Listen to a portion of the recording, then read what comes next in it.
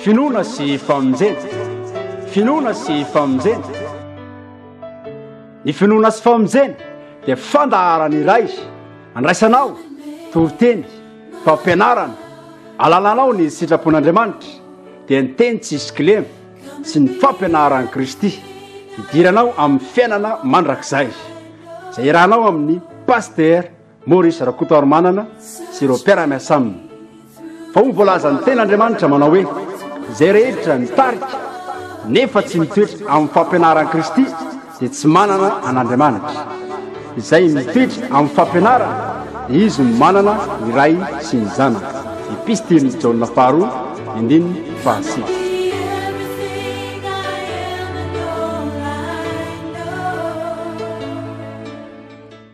Sitraka anao hatrany hatrany manaraka an'ity fandaharana ity, ary misy etaeta ao anatinao misy faniriana ao anatinao ary katsaka marina ianao.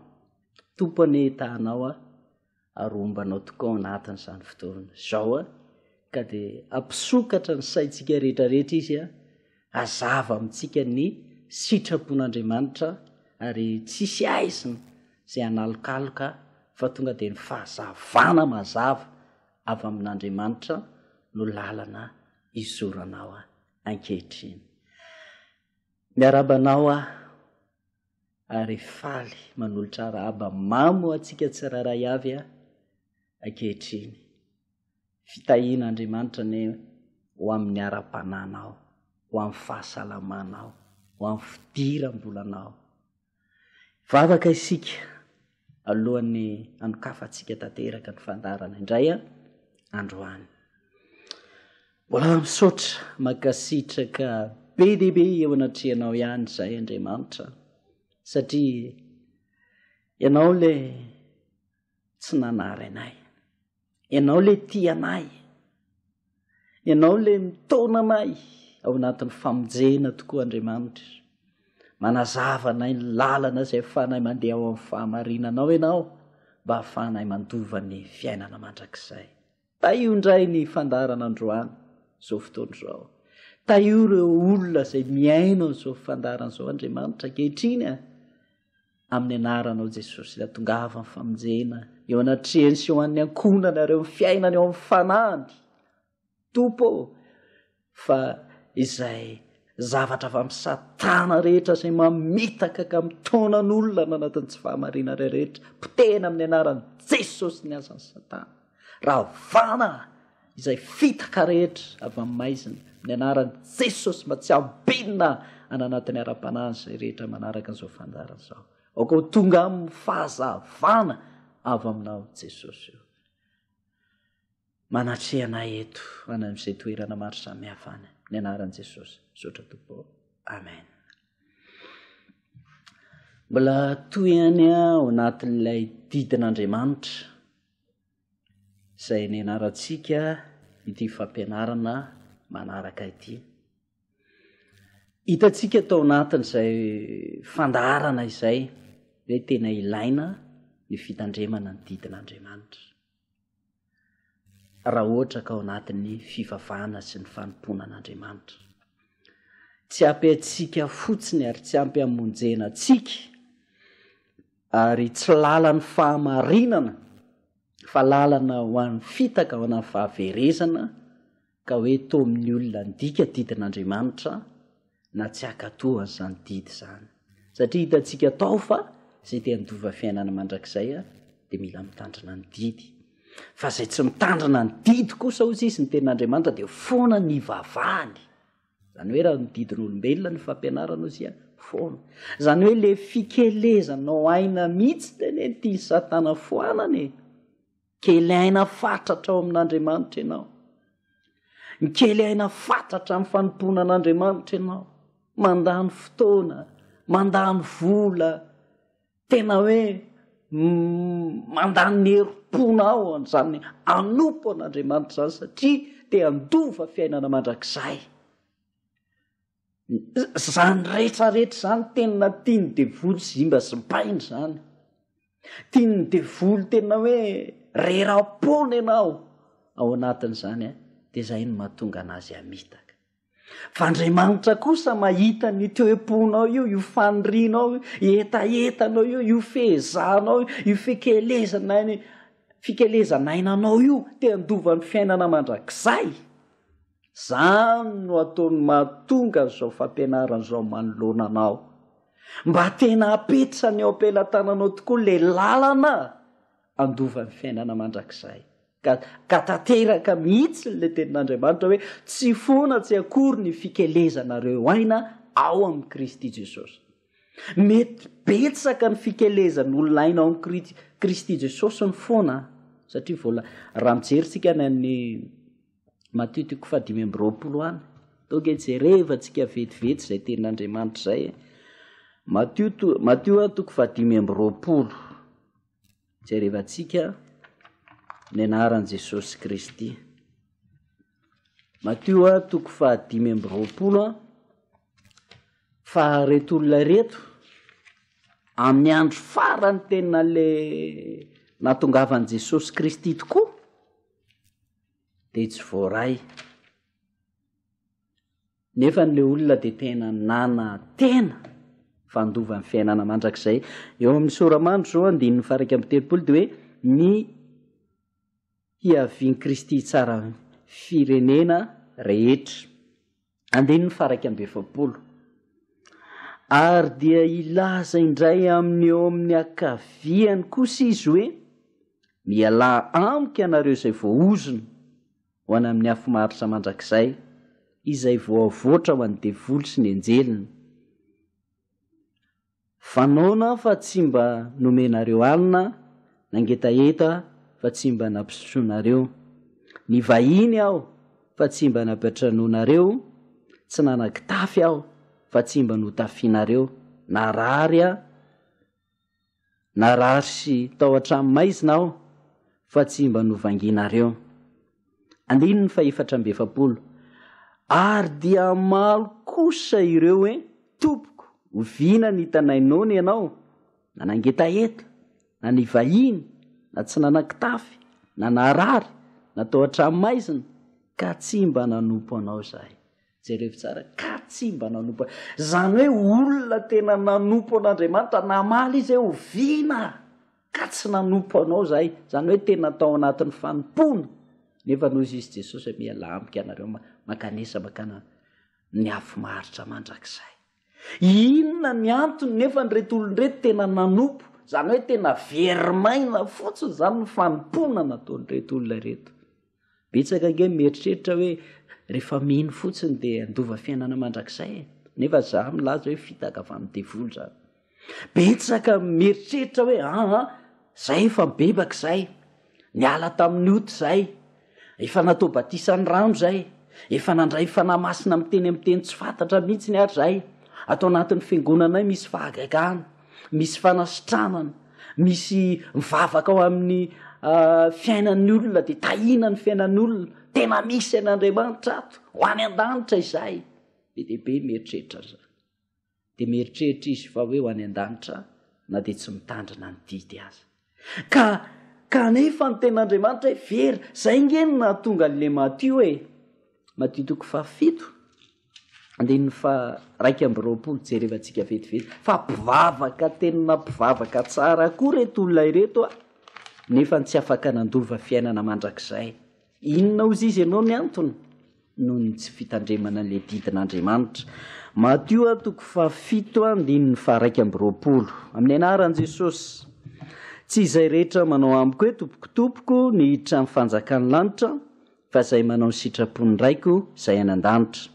Maro nanao amiko amin'izany andro izany hoe tompokotopoko, tsy efa naminamy tamin'ny anaranao va izay, ary tsy efa namoaka 10 minitra amin'ny anaranao va izay, ary tsy efa nanao asa lehibe maro tamin'ny anaranao va izay.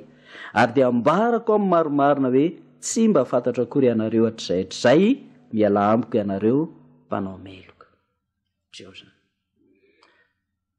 Tsy izay manao amiko hoe tompokotopoko ny hiditry ny fanjakan'ny lanitra, fa izay manao ny sitrapony raiko. Sitrapony raiko. Zany hoe teto nisy atao hoe fiangonana anankiray. Azo inoana aloha fa tena bebaka ireo fiangonandreo. Azo inona ihany koa fa nandalo batisy ireo ary nandray fanahy koa izy ireo zany, satria nahoana moa nanana finoana avolenta izy, satria nisy fahagagana tao, nisy fanasitranana tao, nanao asa lehibe koavana be izy, tena nanao asa fitoriana ngeza be, de tena hoe nataona olona maro, nampisangana malemy, nampahiratra masiny jamba, nampiteny mona, zany rehetrarehetra zany nataony zany. Nampalahelo anefa ndreo olondreo satria tena nieritreritra izy hoe tena ho any an-danitra, satria tsika raha vao mivavaka vao ametraha-tanana tonga de eo eo de misy fanasitranana. Raha vao mivavaka ho amin'ny fiainan'ny olona tonga de vamy olany olona. Ny jamba raha ametraha-tanana fotsiny tonga de mahiratra, mona aza ametraha-tanana tonga de miteny, tonga zany de ohatrany hoe tonga de makatoko be zany zareo, tena ho any an-danitra sika fa raha tsy momba antsika ve Andriamanitra hisy mirakla be tahaka zany. De nionina teo izy fa tsy nety nitandrina an'le didin'Andriamanitra. Nahatonga aminy ara ny fampianarana nikasika an'izay didin'Andriamanitra izay de lavindry zareo, tsy nety nandray izy, fa nampalahelo rehefa tonga ny tombo de nilavina. Eo amin'ny andininy ozy izy nge, eo amin'ny andininy 720, ary de ambarako amin'ny marimarina hoe tsy mba fantatra akory ianareo hatraihatrizay, miala ampoka ianareo mpanao meloka. Hitanao hoe miala ampoka ianareo mpanao meloka. Mpanao meloka nge araka ny anarantsika tamin'ny voalohany hoe raha vao mandika an'le didy izy de manoty, manao meloka zany izy noho ny fandikany an'le didy.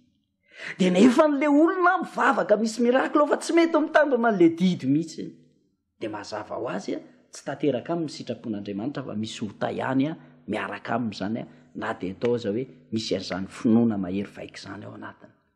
Ny zavatra mampalahelo indrindra ry hava-malala de nataony amin'ny anaran'i Jesosy daholo izay zavatra rehetra nataony, nefa ny tompo eto milaza amin'ny andro fary hoe tsy fantatro ianareo. Zany hoe satria le ny anarantsika tamin'ny voalohany zay milaza fa mahalala an'Andriamanitra izy kanefa tsy mitandrina ny didy izy de mpandainga. Andriamanitra zany tsy te halala olona mpandainga, Andriamanitra zany tsy te halala olona mpanota. Ankehitriny sika nasiany bebaka hiala amin'ny fahotana, hiala ao anatin'izany fandikana ny didin'Andriamanitra zany, fa rehefa tonga izy ka na mivavaka ianao fa mbola mifikitra ao anatin'ny fahotana tsy fantany intsony. Na de mandeha alika isan'andro, isakarivo, mamonjy fivoriam-bavaka isa, na de hoe hivavaka isan'andro, rehefa tsy ny sitrapony no arahana, tsy ho fantatr'Andriamanitra mihitsy ianao rehefa tonga eny amin'ny raolandry.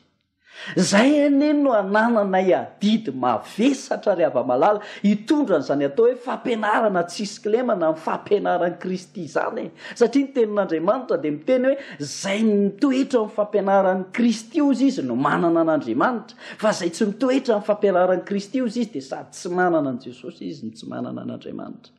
Ka adidy lehibe aminay no tsy maintsy mitory ianao, satria zay ny fanomeza-pahasoavana no men'Andriamanitra anay de hitory an'le tena fahamarinana ara-baiboly, le tena tsisy fitaka fa le marina le voasoratra, ahafahanao mandeha ka andova zany fiainana mandrakizay zany, satria zava-dehibe aminay no ahatonga ny olona ndova fiainana mandrakizay, tsy ho any amin'ny fahaverezana, indrindrandrindra moa fa ny olona hivavaka ry havana. Ka zava-dehibe ny didin'Andriamanitra, aza manaiky fitahan'ny olona, to amin'ny olona hoe hivavaka ianao ka andika ny didin'Andriamanitra zany ry hava-malala. Zay de manainga, zay de mandresy lahatra anao, fa ilaina ny mitandrina ny didin'Andriamanitra mba hafana mandova ilay fiainana mandrakizay, fanao mandova n'izay fiainana mandrakizay zay. Ny didy araka nefa voalaza teo aloha hoe ao anatin'ny didy natao hoe masina ozy izy ny didy, le Romanina 7 manomboka amin'ny andininy 12, masina ny didy sady marina no tsara.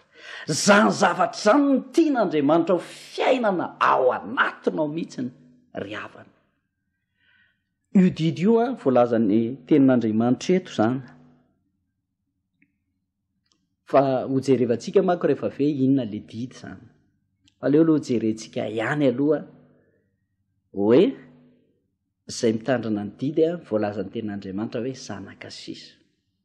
Zany hoe ny apôstôly aloha ny zanak'andriamanitra voalohany, de ny aty ariana sisa zany hoe zanaka aty amin'ny andro farany a de zay mitandrina ny didy a. Jerevantsika ny apokalipsy toko fa 12 a andininy fa 17. Apokalipsy toko fa 12 a andininy fa 17 a.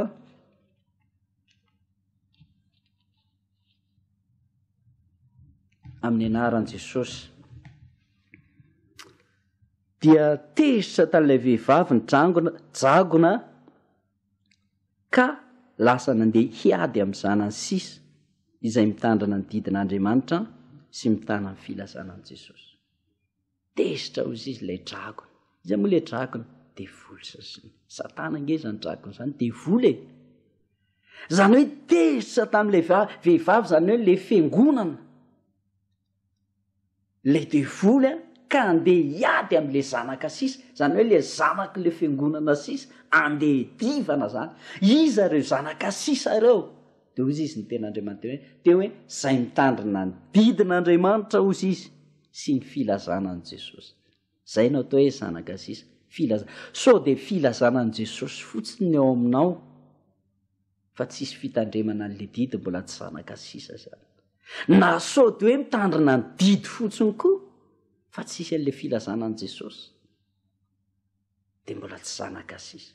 Fa ny zanaka sisa amin'izao andro farany zany, raha tianao no tafiditra ao anatin'le zanaka sisa amin'izao andro farany zao a, de mila misy filazanan'i Jesosy a sy mitandrina ny didin'Andriamanitra. De ambarany eo amin'ny apokalipsy 14:12 indray, apokalipsy toko fa 12 andininy fa 14 indray a, toko fa 14 andininy fa 12 indray a, fa zay mitandrina ny didin'Andriamanitra ny natao hoe olona masiny.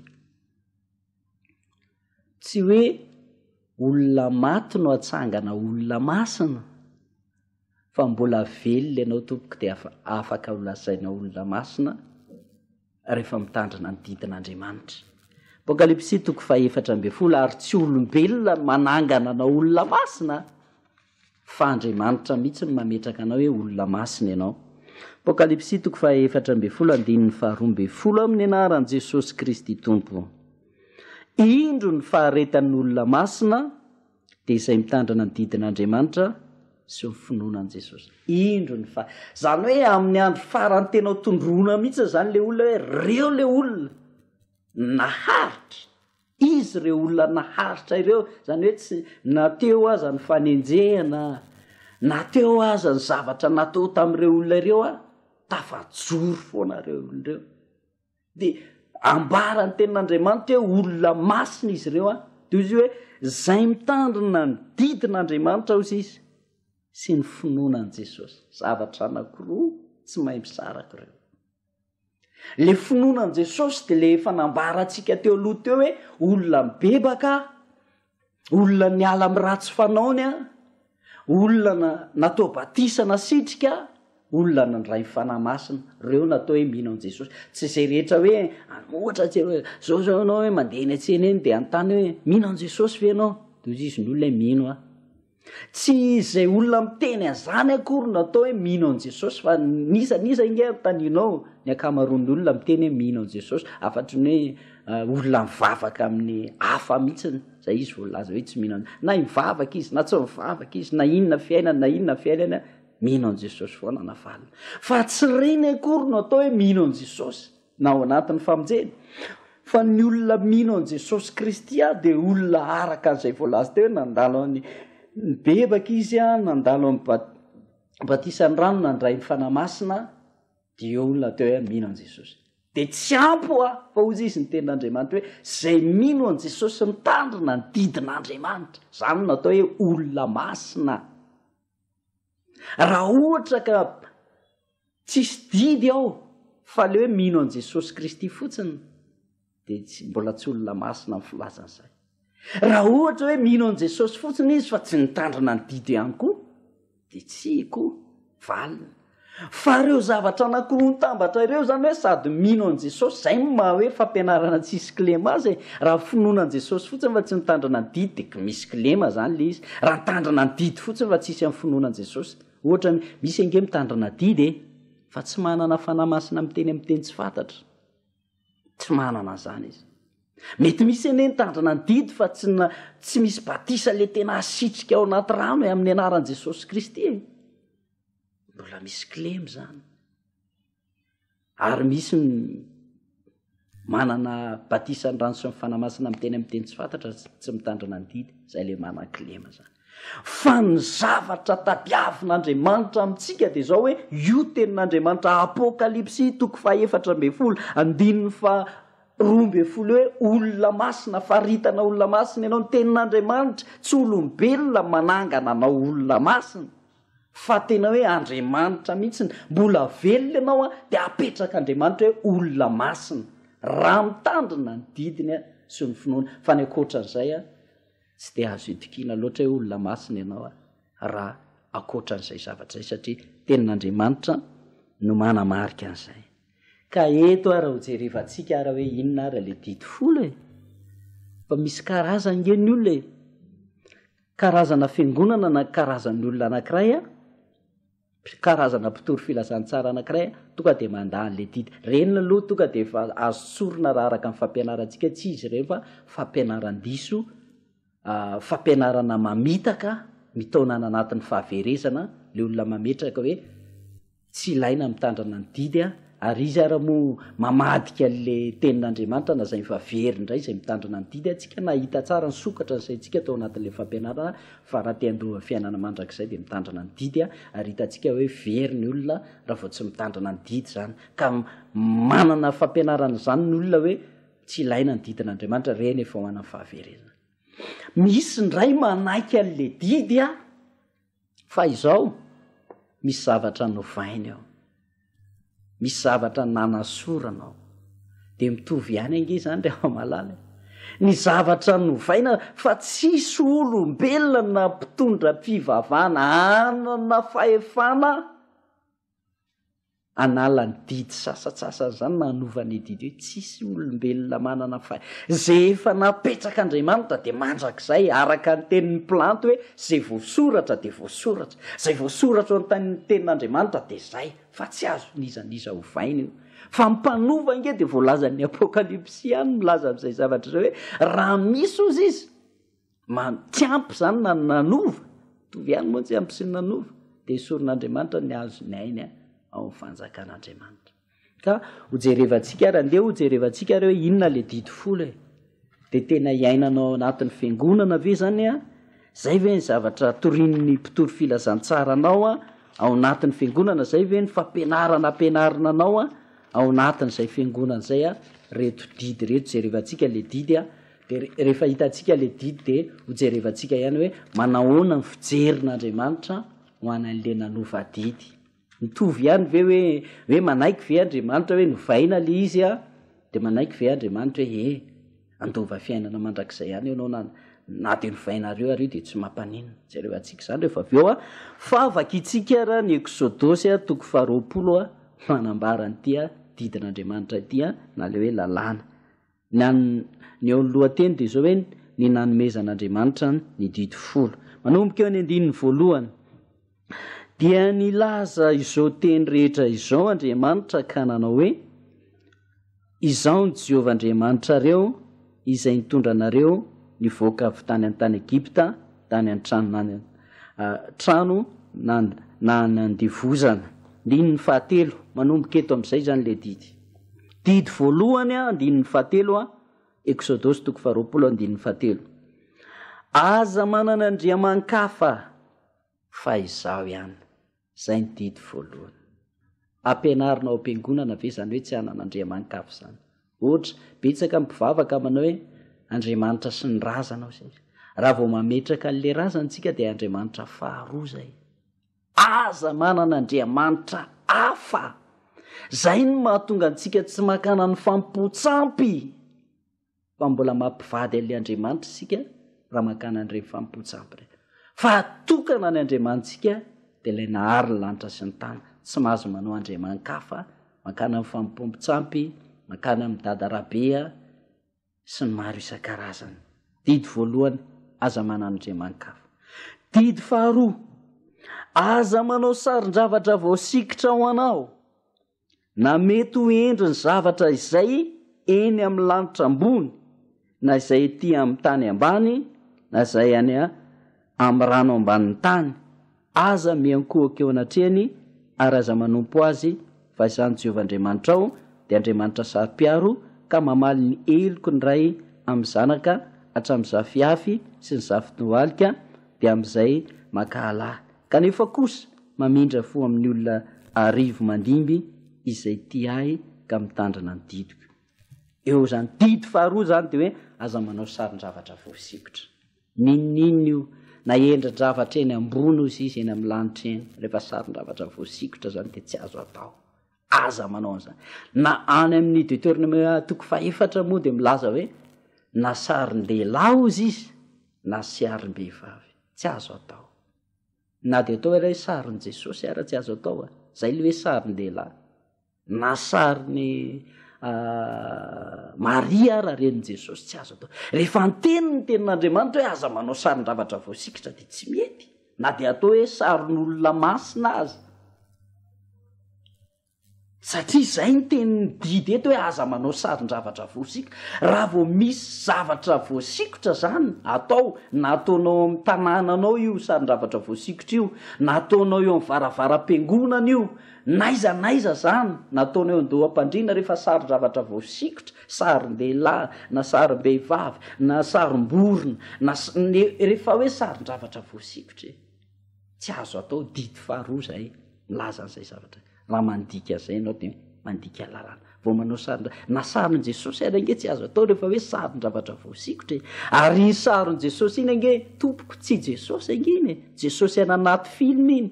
Ary Jesosy any anaty film ary ange misy karazany asa na 3 any na 4 angambany na mihoatra an'izay aza ny Jesosy any anaty plusieurs film reny sary atao reny fa tsy tena sarin' Jesosy tokoa reny. Reny ny raharan'Andriamanitra hoe tsy azo atao tompoko. Ny didy fahatelo, zay ny faharoa. Didy fahatelo dia hoe aza manonona foana ny anaran'i Jehovahandriamanitra ao fa tsy ataon'i Jehovah tsy manatsiny izay manonona foana ny anarany. Tsy azo tonontononona foana zany entina mandainga zany anaran'Andriamanitra. Ny olona nge misy mandainga tena manangan-tanana izy hoe amin'ny anaran'i Jesosy marina tena ny amin'ny anaran'i Jesosy amin'ny anaran'Andriamanitra nefa lainga le izy. Tsy azo atao zany. Tsy azo atao manononona foana. Raha mandika an'izany ianao dia mandika lalàna. Didy fahefatra, andininy fahavalo, mahatsiarova ny andro sabata anamasina azy.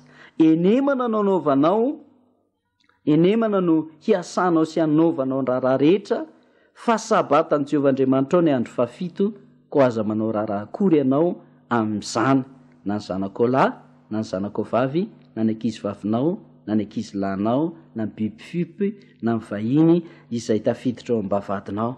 Fa enemana no nanaovan'i Jehovah ny lanitra sy ny tany sy ny ranomasina mba n'izay rehetra eo aminy, dia nitsahatra izy tamin'ny andro fafito, izany nitahian'i Jehovah ny andro sabata sy nanamasinany azy. Didy fahefatra dia andro fivavahana, andro sabata. Ao anatin'ny didin'Andriamanitra zany ny sabata. Enemana ozy izy ny anaovanareo ny raharaha rehetra, fa ny andro fafito dia tena sabatan'i Jehovah. Aza manao raharaha akory. Fa tamin'ny enemana nanaovan'i Jehovah ny zavatra rehetra ozy izy ny tenin'Andriamanitra eto, fa tamin'ny andro fafito izy dia tena nitsahatra. Zany ozy izy nitahian'i Jehovah ny sabata sy nanamasinany azy. Zany hoe ny andro sabata zany dia tena kasitran'Andriamanitra ao anatin'ny didy fahefatra izany sabata zany. Ao amin'ny sabata no misy fanamasinan'Andriamanitra araka ny teny hoe zany no nanamasinan'Andriamanitra azy ozy izy. Izany no nitahian'i Jehovah sy nanamasina. Zany hoe sabata zany tena sabata tahian'Andriamanitra mihitsy. Le andro fafito na hoe andro sabotsy nataon'Andriamanitra ivavahana. Didy fahefatra. Raha vao io manko matetika soloan'olona le didy fahefatra io dia soloana indray manadrany andro alahady. zay zao efa didin'olombelona zay ary zay le nafarany tenin'andriamanitra tanan'le marika toko fahafito hoe mahafony didin'andriamanitra ianareo ozy izy fa mitana ny fanaony olona na hoe ozy ihany koa izy hoe tandremanareo fantatra raha foana ny vavahanareo amiko izy izy raha mampianatra ny didin'olombelona ho fampianaranareo hitatsika miariaro baribary io fa ny didin'andriamanitra ny didy faefatra de hoe sabata andro fahafito ny vavahana sy tsarana de le izy nisy nanova lahady de ho an'izay nanova lahady de iny natao hoe didin'olombelona zany zay natao hoe didin'olombelona didy faefatra iny didy fahadimy andininy faharoamby folo manajany ny rainao sy ny reninao mba ho maro andro ianao amin'ny tany zay omeny Jehovah Andriamanitra ao ho anao fanajana ray aman-dreny na ny tanora eny fa na efa lehibe ary ianao ka mbola velona any ray aman-drenao atao izy fa ao anatin'ny didin'Andriamanitra ny fanajana ray aman-dreny tsy hoe antitra reny na hoe zanaka ianao de lasa manam-bola be de ray aman-dreninao ohatra ny mampalahelohelo de ataonao tsinitsinina fa ozy izy ny tenin'Andriamanitra ninninona toeranao na ao anatin'ny hery sy ny tanjaka ianao atsao foana ny ray aman-dreninao na mahantra io na manahoana ny toe-piainana io na inona na ino io tokony totemy foana ny ray aman-dreniny ary tokony hisy tahotra sy fanajana ny ray aman-dreny eo aminao didy fahadimy izay fanajana ray aman-dreny zay didy fahenina aza mamono olona didy fahafito aza mijangajanga didy fahavalo aza mangalatra didy fahasivy aza mety ho fahavolombelona mandainga anameloka ny namanao didy fahafolo aza mitsiriritra ny tranony namanao zay zany aza mitsiriritra ny didy fahafolo reo ny didy folo zay napetraka Andriamanitra nomena ho tandremantsika zanak'Andriamanitra raha ohatra araka nisy nanasorany reny na nisy ny soloana araka n'le voalaza teo ny didy faefatra ny soloany olona zany de ahoana ozy izy ny voalaza ny ety amin'ny Jakoba toko faharoa Jakoba toko faharoa eo amin'ny andininy fahafolo zao ny voalazany ho an'le nanolo anazy zany na hoe tsy ampy le izy Jakoba toko faharoa andininy fahafolo fa na iza mitandrina ny lalàna rehetra nefa diso amin'ny ray loha de meloko amin'izy rehetra fa lainanao hoe aza mijangajanga no manao hoe koa aza mamono olona iny le Exodus ozy izy sy ny parenthèse kely eo zany le fonosiny kely le teny Exodus toko faharoapolo andininy fahatelo amby folo sivy amby folo fa raha tahiny tsy mijangajanga ianao ozy izy kanefa mamono olona ihany de ampandika ny lalàna ianao mazava be zany tenin'Andriamanitra tahaka ny tamin'ny andro atandro be zany hoe raha misy ozy izy fa na iza mitandrina ny lalàna rehetra nefa ny diso amin'ny ray loha de meloko amin'izy rehetra folo nisan'le didy diso ny anankiray am'ireo ianao diso amin'ny ray loha ozy izy de meloko amin'izy rehetra zany hoe raha jerena zany ohatra raha isika fotsiny hoe kajy ny lanitra sy kajy ny tany ny kajy ny tany folo analana ray sivy na folo analana ray valo zay izy raha kajy ny tany fa raha le kajy ny lanitra zany raha jerena io tenin'Andriamanitra io de zao hoe folo analana ray 0 na folo analana roa 0 raha mitandrina niza mitandrina ny lalàna nefa diso amin'ny ray loha diso zany ny anankiray io ohatra raha isika le sabata ny diso tsy le sabotsy fa soloana lahady de meloko amin'izy rehetrarehetra zany hoe mitovy tsy mitandrina n'izy rehetrarehetra ozy fa napetra ny tsara mihitsy ny eo amin'ny andininy faraka amby folo hoe fa lainanao hoe aza mijangajanga ozy izy no manao hoe koa hoe aza mamono olona fa raha tahiny tsy mijangajanga ianao nefa mamono olona ihany de mpandika lalàna rehetra jerevy tsara le miteny hoe aza mijangajanga no manao hoe aza mamono olona ozy izy fa raha ohatra hoe tahiny ianao tsy mijangajanga nefa mamono olona dia mandika ny lalàna rehetra ohatra hoe akatoavinao ny folo tsy manaja ray aman-dreny ianao tsy mangalatra ianao tsy mamono olona ianao tsy mamoa vavolombelona mandanga ianao tsy manao andriaman-kafa ianao tsy manao sarin-javatra voasikotra ianao fa le sabata fotsiny le didy faefatra nasorinao dia meloka amin'izy rehetrarehetra tsy mitandrina an'izy rehetrarehetra diso amin'izy rehetrarehetra dia nidika an'izany zany rehefa diso amin'izy rehetrarehetra anankiray tsy arahanao na hovainao diso amin'izy rehetrarehetra ianao dia miverina any amin'le hoe tsy tafatandrina an'le lalàna ihany ianao dia lasana fahaverezana misy ianao rehefa aveo zay mabe dehibe diso fanantenana ny olona zany hoe mieritreritra fandova fiainana mandrakizay nefa nitonga eny amin'nyrao lanitra jesosy tena natonona izy tsy tsarovana tsisy tonga eo anatrehan'andriamanitra ny fivavahany sy ny antsoantsony sy ny falolorantenany sy fikelezany aina zay nataony atram'izay zany tena hoe tsisy valera teo ampelantanan'andriamanitra satria tsy nitandrina n'le didika efa nteny izy hoe masina io nefa tsy rarahina atao tsinitsinina le zava-masina zany atao tsinitsinina le fahamarinana atao tsinitsinina le zavatra tsara dia nididin'andriamanitra tena mivavaka isan'andro ary le olona tena nandany herim-po tamin'ny fivavahana amataona ny mavo fa nazay jesosy tsy fatany akory nefa nisan'andro isan'andro miantso an' jesosy no tsy fakatoavana le didin'andriamanitra ka io zany rehefa novainao le didy hoe folo ohatra ianao zao hoe nasorinao le didy voalohany manao andriaman-kafa ianao mety hoe lasa ianao makany amin'ny sampy nefa mbampivavaka be any tandremanao daholo tsy mijangajanga ianao tsy manao vavolombelona mandanga ianao isivy zany tandremanao fa le hoe lasa nanao andriaman-kafa ianao makany amin'ny sampy ianao makany any dadarabe ianao dia namany tsy nitandrina n'le rehetrarehetra ihany dikainao indray ny didy faharoa ny sivy akatoavinao daholo fa le didy faharoa eza manao sarin-javatra voasikotra dia eo amin'ny tokotaninao mihitsy ny asianao sarin-javatra voasikotra hoe io le mpamonjitsika na anam-piangonana na salan'izany ao an-tranonao fa manao sarin-javatra voasikotra inganao na sarin-dehilahy ozy izy na sarim-behivavy na inona na endriky ny eny amin'ny lanitra na eny etỳ an-tany tsy azo atao didy faharoa zay dia efa namany sy nanao an'le tena zéro zany le izy radikainao ny didy faefatra dia namany tsy mitandrina ny rehetrarehetra ianao raha tandremanao indray ny rehetrarehetra fa tsy manadra ny ray aman-dreninao anao fa manao tsinitsinina manambany hitanao mahanitra ny ray aman-dreninao dia nazainao fa raha misy olona tonga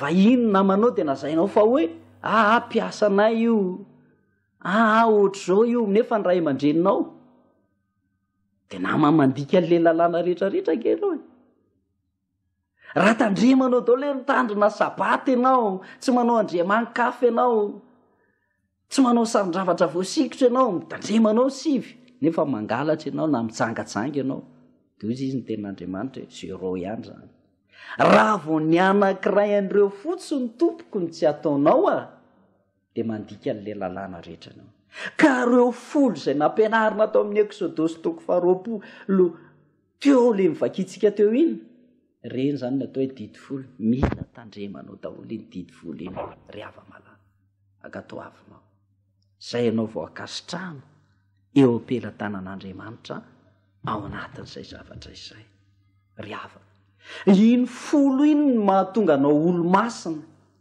iny folo iny no mahatonga anao zanakasisa iny folo iny no mahatonga anao andeha amin'ny fahamarinana fa raha vao banga ho any ray an'io dia tadio fa namany tsy manao ihany ianao mba tandremanao ihany zarana tsy mijangajanga tandremanao ihany za tsy mangalatra tandremanao ihany za tsy mamono olona za tsy hanao vavolombelona mandanga za tsy hampanga olona fa dikainao le ambanimbany mety misy amin'ireo ohatrany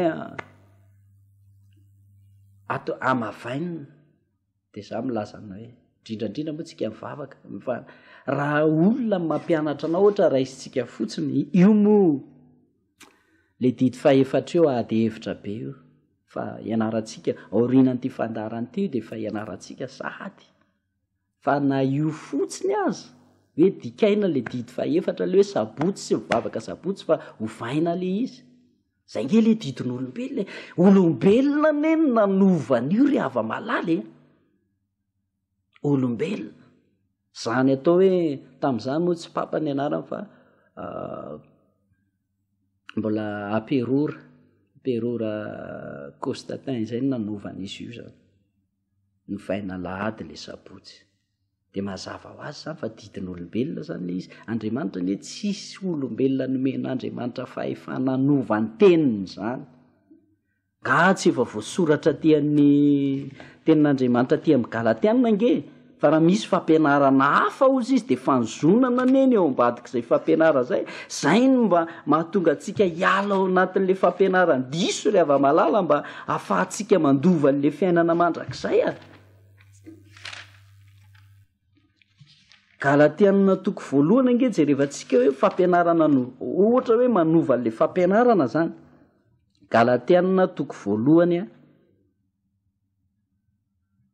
andininy fahavalo Galatiana toko voalohany andininy fahavalo mivaky toy izao hoe fa na izahay na ny anjely efa any an-danitra aza no mitory filazantsara hafa aminareo afa-tsy izay efa notoriana taminareo aoka voaoziny izy eo zany Paoly apôstôly tena nametraka mihitsy na izahay hoe ny tenany apôstôly izy io na ny anjely avy any an-danitra zany hoe misy anjely zany ohatra hoe ao anatin'ny fivoriam-bavaka ny olona na ao anatin'ny tokantrano tonga de misy anjely mamirapiratra be miaraka ny elatra de miteny io anjely io zany manakoako ny tenin'io anjely io hoe manomboka am'izao fotoana zao de le sabata voasoratra ao anatin'ny didin'Andriamanitra iny soloana lahady ozy eo voaozony zany anjely zany de voaozona koa zay makatohany zany na de anjely mamirapira satria amintsika manko ny anjely misy valera hafa kokoa ny hoe anjely no miteny no miseho fa tonga de resy lahatra tonga de manaiky avetrany olona raha vao ny anjely fa na de anjely raha manova tenin'Andriamanitra tonga de ozy izy ny tenin'Andriamanitra voaoziny izy ary Paoly apôstôly raha ny teny na izahay na izy apôstôly ary nanova le fampianarana zay efa nampianarana an'ireo mpino kristianina taloha reo ka nivaina le izy taty aoriana de ozy izy hoe voaoziny zay zany hoe tsy misy olona nampanompon'Andriamanitra hanapahefana nova tenin'Andriamanitra mihitsy zany fa fanozonana le ny ao ambadiky ny fanovana tenin'Andriamanitra zay le fitak'izay ary zay le fampianaran-diso mahatonga ny anatin'ny fahaverezana de mbola namafisiny eo amin'ny andininy fahasivy araka ny voalazanay fahiny no lazainay indray ankehitriny raha misy olona mitory filazantsara hafa aminareo afatr' izay efa noraisinay aoka voaoziny izy mbola namafisiny araka ny voalazanay fahiny ozy izy zay efa nampianarina tamin'izy ireo zany no mbola ambaranay ihany koa ankehitriny le taloha iny ihany zany mbola ambara taty aoriana fa ozy izy hoe raha misy mitory filazantsara hafa ny hafa moa le manova zany nanova n'le zavatra efa teo taloha de voaoziny izy zany hoe fanozonana zany ny ao ambadika zay nahatonga le Mateo toko fa 5:20 le andininy faraky amby efapolo miala amiko ianareo zay voaoziny nahoana moa olona mpivavaka verina zaina fa voaoziny fa zay le hoe le tsy marina zany no toriny de lasa fanozonana fa avy kosa hoe ianareo zay notahindraiko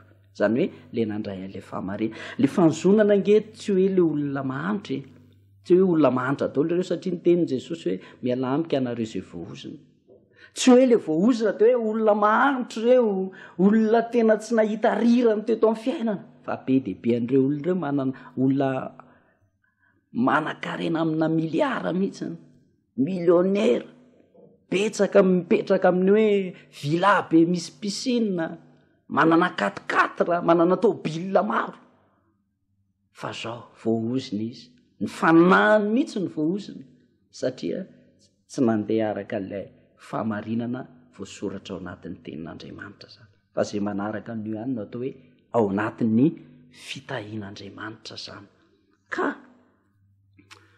ampetsika angamba zay fampianarana zay fa lehibe zay tena inona fa ampetsika nanokafana ny saitsika hoe zay no marina, zay no sitrapon'Andriamanitra. Ka jerevo ny lalanao anatin'izao fotoana izao. Vavaka venao fa anatin'ny fandikana lalàna, na hoe mitandrina ny lalàna ihany fa novaina le lalàna ny tandremana. Nisy novaina tao tahaka ny hoe sabotsy sabata novaina lahady. Na misy ihany koa am'ireo didy folo izay nomenanao ireo tsy taterahan'ny fiangonana. Mbola misy antsoanao anatin'izao fotoana izao ahafahanao manatina ny fahamarina.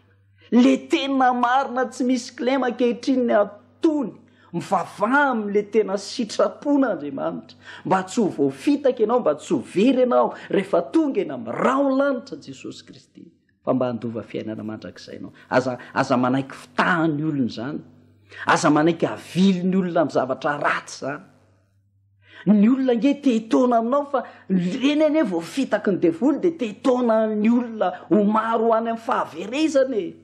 Fa Andriamanitra kosa te analanao anatin'izany fahaverezana. Araka ny teniny eo amin'ny Apokalipsy 4:24 manao hoe miala amiko ianareo ry oloko, miala aminy ianareo ry oloko izy mba tsy hombona anareo ho taminy ka izay loza azo azy dia azo anareo. Zany hoe navoaka an'Andriamanitra mihitsy ny voatao aminy ianareo ry oloko mba tsy hombona anareo ota, satria ota nge ny fandikan-dalàna ka raha ao anatin'ny fivavahana amin'ny mandika lalàna ianao dia nkambana ota aminy ka izay loza azy azo azy dia azo anao. Tsy hoanany fiainana mandrakizay izy dia tsy hoany koa ianao. Fa mila manatina izay fiangonana, mitory ny fahamarinana sy ny famonjen'Andriamanitra ianao, mitory ny fitandremana ny didin'Andriamanitra tsy nanasorana fa le didy feno, satria araka voalaza teo vao nasorana ray io dia ho lasa zero tahaka tsy mitandrina ihany. Ka antsoanao zao manatona ny fahamarinana fotoana izao, raha mbola tsy mivavaka mihitsy ny renao dia vavaka amin'izay, ndeha hanompo an'Andriamanitra fotoana izao, satria efa tombotra ny faran'ny zavatra rehetra ho sisy ny tenin'Andriamanitra koa endre mamonoana tena ny fivavahana. Manatona andeha tadiavy le marina, andeha katsao le marina, andeha anao tahaka le mpanan-karena hoe inona ny tsara ataoko, fa tsy hoe izay efa natolotry ny olona teo dia tsy maintsy iny foana, na dia mahavery ary iny, na dia lalana tsy mitondra anao any amin'ny fiainana mandrakizay ary dia iny ihany ny izingizinao sy tazominao eo, fa tena hoe oka hipetraka le fanontaniana hoe inona ny tsara ataoko, inona ny zavatra tsara, zany no tokony hipetraka. Tady ny fahamarinana, tady an'izay tena lalam-pamonjena, tena tady an'izay tena sitrapon'Andriamanitra. Raha tsy mivavaka ianao tena mivavaha amin'izay, raha mivavaka ianao dia tena ataovy mifandrify an'le marina ny lalanao, mba tsy ho voafitaka ianao, mba tsy ho very ka maty atoko hoe mba nanompo ihany mba nafotena ihany nefa tsy nakana amin'ny fiainana mandrakizay. Fa ataovy izay tonga anao mba tsy hadiso loza ke zany hoe rehefa tonga eny amin'ny raony lanitra mihitsy ny Jesosy zay vao hoe tena mampalahelo zany mba mivavaka ihany, nefa tenen'ny tompo hoe tsy fantatro, satria tsisy azo atao tsony ke hoe rehefa hitena zany ny tompo dia mba hibebaka ianao hanitsy ny lalanao, tsisy tsony. Zao ny fantsiana ny lalana raha manaiky ianao, zao ankehitriny zao eo am-pianonana zao tenin'Andriamanitra zao ianao dia haitsio izay tokony haitsiny, esory izay zavatra diso, atsangano ny fahamarinana ho amin'ny fiainanao sy ao anatin'ny tokantranonao, satria zao ny fotoanany. Fa rehefa tonga ny tompo tsisy hevitra tsony. Ka ho anao zany antso zany saotra ny tompontsika amin'ilay lalan'izay tenin'Andriamanitra izay. Deranao zay Jesosy amin'izay fampianarana izay. Mety hoe sarotsarotra ny nanampitan'izany tompo kanefa baikonao zany tsy maintsy apita ho an'reto olon-dreto, satria sitrakao izy raha andeha marina, sitrakao ny ampandova azy ny fiainana mandrakizay, sitrakao ny tsy havery azy ka natolotra ho azy eo ampelantanany zany tenin'ny fahamarinana zany dia teny tsisy kilema fampianarana avy aminao. Anjaranao tompo amin'ny anjaraka dia mamafy, fa ny sisa rehetra dia ho anao mikasika sy mitaona manafaka andreo olondreo.